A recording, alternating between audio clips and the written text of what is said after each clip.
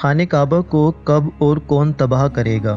رسول اللہ صلی اللہ علیہ وآلہ وسلم نے فرمایا کہ قیامت کی سب سے بڑی نشانی یہ ہے کہ ایک مرد مکے میں داخل ہوگا جو کہ خانہ کعبہ کو گرا دے گا اور اس کے ٹکڑے سمندر میں پھینک دے گا۔ اس آدمی کی نشانی یہ ہے کہ وہ بسم اللہ الرحمن الرحیم۔ ناظرین، خانہ کعبہ اللہ کا گھر ہے اور اس کی حفاظت کی ذمہ داری بھی خود اللہ تعالیٰ نے لی ہے، لیکن یہ قیامت کی نشانیوں میں سے ایک نشانی ہے کہ ایک شخص خانہ کعبہ کو گرائے گا۔ ناظرین، اس واقعے کی تفصیل سے آپ کو بتاتے چلیں کہ جب یمن کے بادشاہ ابرہہ نے خانہ کعبہ کو گرانے کی کوشش کی تھی تو اس کا کیا حشر ہوا تھا۔ حضور اکرم صلی اللہ علیہ وآلہ وسلم کی پیدائش سے صرف 55 دن پہلے یمن کا بادشاہ ابرہہ ہاتھیوں کی فوج لے کر کعبہ ڈھانے کے لیے مکے پر حملہ آور ہوا تھا۔ اس کا سبب یہ تھا، ابرہہ نے یمن کے دارالسلطنت سنا میں ایک بہت ہی شاندار اور عالیشان گرجا گھر بنایا اور یہ کوشش کرنے لگا کہ عرب کے لوگ بجائے خانہ کعبہ کے یمن آ کر اس گرجا گھر کا حج کیا کریں۔ جب مکے والوں کو یہ معلوم ہوا تو قبیلہ کنانہ کا ایک شخص غیظ و غضب میں جل بھن کر یمن گیا اور وہاں کے گرجا گھر میں پخانہ کر کے اس کو نجازت سے لت پت کر دیا۔ جب ابرہہ نے یہ واقعہ سنا تو وہ تیش میں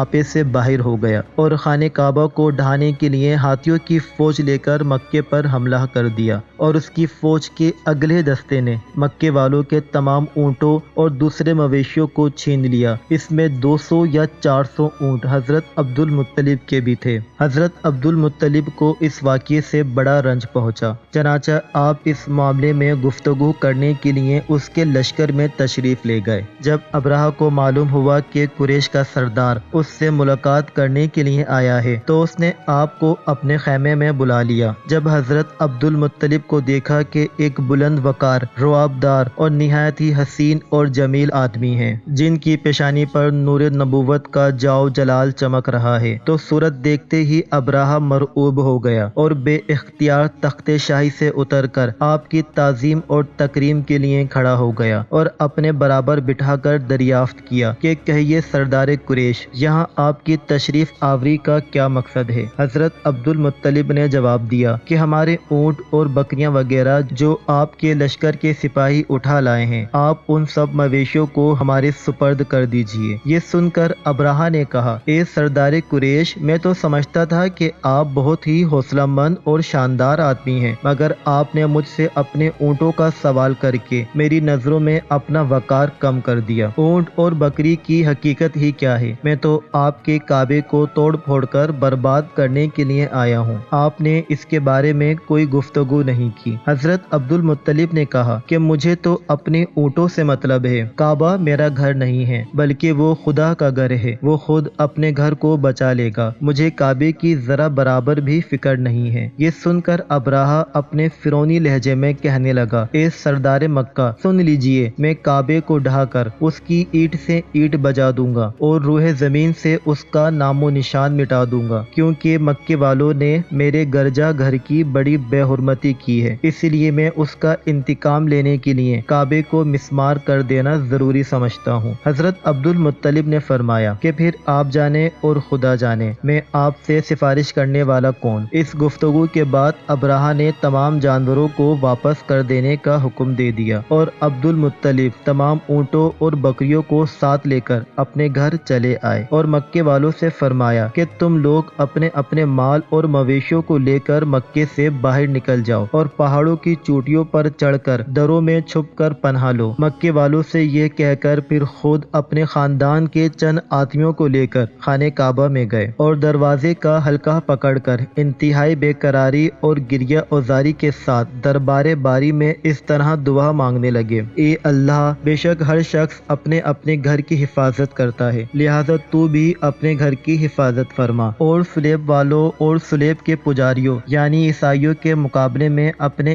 اطاعت شعاروں کی مدد فرما۔ حضرت عبد المطلب نے یہ دعا مانگی اور اپنے خاندان والوں کو ساتھ لے کر پہاڑ کی چوٹی پر چڑھ گئے اور خدا کی قدرت کا جلوہ دیکھنے لگے۔ ابرہہ جب صبح کو کعبے ڈھانے کے لیے اپنے لشکر، جرار اور ہاتھیوں کی قطار کے ساتھ آگے بڑھا اور مقام مغمس میں پہنچا تو خود اس کا ہاتھی، جس کا نام محمود تھا، ایک دم بیٹھ گیا۔ ہر چند مارا اور بار بار للکارا مگر ہاتھی نہیں اٹھا۔ اسی حال میں قہر الہی ابابیلیوں کی شکل میں نمودار ہوئے اور ننھے ننھے پرندے جھنڈ کے جھنڈ، جن کی چونچ اور پنجوں میں تین تین کنکڑیاں تھیں، سمندر کی جانب سے حرم کعبہ کی طرف آنے لگے۔ ابابیلوں کے ان لشکروں نے ابرہہ کی فوجوں پر اس زور و شور سے سنگ باری شروع کر دی کہ آن کی آن میں ابرہہ کے لشکر اور اس کے ہاتھیوں کے پرخچے اڑ گئے۔ ابابیلیوں کی سنگ باری خداوند قہار و جبار کے قہر اور غضب کی ایسی مار تھی کہ جب کوئی کنکڑی کسی فیل سوار کے سر پر پڑتی تو وہ اس آدمی کے بدن کو چھیدتی ہوئی ہاتھی کے بدن سے پار ہو جاتی تھی۔ ابرہہ کی فوج کا ایک آدمی بھی زندہ نہیں بچا اور سب کے سب ابرہہ اور اس کے ہاتھیوں سمیت اس طرح ہلاک اور برباد ہو گئے کہ ان کے جسموں کی بوٹیاں ٹکڑے ٹکڑے ہو کر زمین پر بکھر گئیں۔ چنانچہ قرآن مجید کی سورہ فیل میں خداوند قدوس نے اس واقعے کا ذکر کرتے ہوئے ارشاد فرمایا، یعنی اے محبوب، کیا آپ نے نہ دیکھا کہ آپ کے رب نے ان ہاتھی والوں کا کیا حال کر ڈالا؟ کیا ان کے داؤ کو تباہی میں نہ ڈالا اور ان پر پرندوں کی ٹکڑیاں بھیجیں تاکہ انہیں کنکڑ کے پتھروں سے مارے، تو انہیں چبائے ہوئے بھوس جیسا بنا ڈالا۔ جب ابرہہ اور اس کے لشکروں کا یہ انجام ہوا تو عبد المطلب پہاڑ سے نیچے اترے اور خدا کا شکر ادا کیا۔ ان کی اس کرامت کو دور دور تک چرچا ہو گیا اور تمام اہل عرب ان کو ایک خدا رسیدہ بزرگ کی حیثیت سے قابل احترام سمجھنے لگے۔ تو ناظرین، اب آپ کو اس واقعے کے بارے میں بتاتے ہیں جو قیامت کے نزدیک پیش آئے گا اور جس کے بارے میں حضرت محمد صلی اللہ علیہ وآلہ وسلم نے فرمایا تھا۔ اللہ پاک کا آپ صلی اللہ علیہ وآلہ وسلم پر خاص کرم یہ ہے کہ آپ صلی اللہ علیہ وآلہ وسلم کو اللہ پاک نے تمام علوم عطا فرمائے جن کا تصور ہمارا انسانی ذہن کبھی نہیں کر سکتا۔ جو بات ہمارے نبی صلی اللہ علیہ وآلہ وسلم نے فرما دی وہ پوری ہو کر رہے گی۔ اللہ پاک ارشاد فرماتے ہیں، اور وہ کوئی بات اپنی خواہش سے نہیں کرتے، وہ تو نہیں مگر وہی جو انہیں کی جاتی ہے۔ اللہ کے علم کے سمندر کے مقابلے میں نبی اکرم صلی اللہ علیہ وآلہ وسلم کا علم ایک قطرہ ہے، مگر آپ صلی اللہ علیہ وآلہ وسلم کا یہ قطرہ تمام مخلوق کے لیے ایک سمندر کے برابر ہے۔ یہ بات سچ ہے کہ ہم آپ صلی اللہ علیہ وآلہ وسلم کے علم کے بارے میں اندازہ نہیں لگا سکتے۔ اللہ کی ذات تو بہت ہی وسیع ہے، ہم اس کا اندازہ کس طرح لگائیں گے؟ آپ صلی اللہ علیہ وآلہ وسلم نے اپنے سے پہلے گزرے ہوئے انبیاء کرام اور ان کی امتوں کے ساتھ ساتھ آنے والے وقتوں کے بارے میں بھی اپنی امت کو آگاہ کر دیا۔ محدثین اور مفسرین کا کہنا ہے کہ جب قیامت قریب آنے والی ہوگی تو خانہ کعبہ کو گرائے جانے کا واقعہ پیش آئے گا۔ جن لوگوں کو اس کے بارے میں علم ہے ان کو اس بارے میں احادیث مبارکہ کی روشنی میں بتاتے ہیں۔ خانہ کعبہ اللہ پاک کی نشانیوں میں سے ایک عظیم نشانی ہے۔ جب تک خانہ کعبہ قائم ہے اس وقت تک دنیا بھی قائم اور دائم رہے گی۔ جب قیامت قریب آئے گی ایک بدبخت حبشی خانہ کعبہ کو گرا دے گا، پھر قیامت آئے گی۔ اس کمینے حبشی کے بارے میں آپ صلی اللہ علیہ وآلہ وسلم نے ارشاد فرمایا، اس حبشی کی شکل و صورت ایسی ہوگی کہ وہ چھوٹی پنڈلیوں والا حبشی خانہ کعبہ کو گرائے گا۔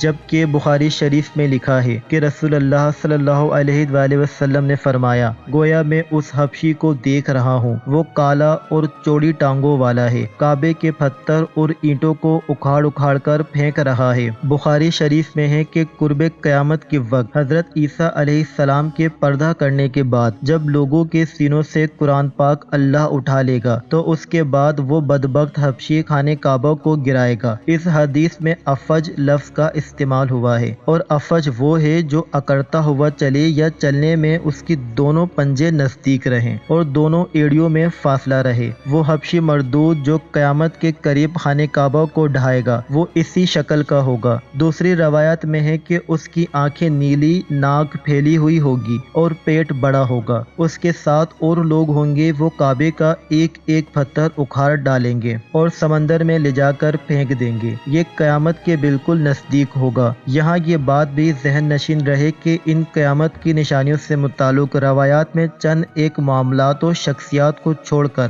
ان کا ظاہر ہونے کا وقت، حالات، شخصیات و اقوام و عالم کا معاملہ کافی نامعلوم ہے، اور یہ واضح نہیں ہے کہ اس پر کوئی حتمی رائے دی جا سکے کہ کب کون کیسے خروج کرے گا وغیرہ۔ آج کل کے سیاسی تناظر میں لوگ اور اکثر علماء کرام بھی یہ سمجھ رہے ہیں کہ بس قیامت صرف چند سالوں یا دہائیوں میں آنے والی ہے۔ کعبہ اور مسجد نبوی کو حبشی جنگجو تباہ کریں گے اور یہ خود زمین میں دھنس جائیں گے۔ آئندہ چند سالوں میں امام مہدی اور حضرت عیسیٰ علیہ السلام کا نزول ہو جائے گا۔ برمودا ٹرائی اینگل سے دجال نمودار ہوگا اور فتنہ پھیلائے گا۔ یہودیوں، عیسائیوں اور مسلمانوں کی آپس میں جنگ ہوگی جو بس چند ہی دن کی دوری پر ہے۔ حقیقت یہ ہے کہ یہ سب کیا صحرائیں ہیں جو سادہ لوہے عوام الناس کو محفوظ کرنے اور امن و جہاد سے دور کرنے کے لیے کی جاتی ہیں۔ اگر گہری نگاہ سے دیکھا جائے تو بڑے بڑے فتنے تو کئی صدیوں پہلے سے ہی رونما ہونے شروع ہو گئے تھے۔ کتنے ہی لوگوں نے مہدی ہونے کا ڈرامہ رچایا، کتنے ہی دفعہ مسلمان اور یہود و نصارہ میں بڑی جنگیں ہوئیں، کتنی مرتبہ قبلہ اول فتح ہوا، کتنی مرتبہ قبلہ اول پر یہودیوں کا قبضہ رہا، کتنی مرتبہ دجال نما انسان پیدا ہوئے، لیکن ان کا ذکر قرب قیامت کے سلسلے میں نہیں ہوتا۔ صرف 20ویں اور 21ویں صدی کے سیاسی معاملات اور واقعات کو ہی قرب قیامت سمجھ لیا جانے لگا ہے، جبکہ نبی کریم صلی اللہ علیہ وآلہ وسلم کے ایک فرمان کے مطابق آپ کی وفات کے بعد کا سارا زمانہ قرب قیامت ہی ہے، چاہے کتنی صدیاں بیت جائیں۔ لہٰذا علماء کو چاہیے کہ آج کل کے سیاسی پروپیگنڈا سے متاثر ہو کر ان عوام الناس کو محفوظ کرنے کے بجائے ان کو نیک اعمال اور جہاد فی سبیل اللہ کی ترغیب دیں۔ اللہ تعالیٰ سے دعا ہے کہ اللہ ہمیں نیک کام کرنے کی توفیق دے اور برائیوں سے دور رہنے کی ہمیں ہمت اور توفیق عطا فرمائے۔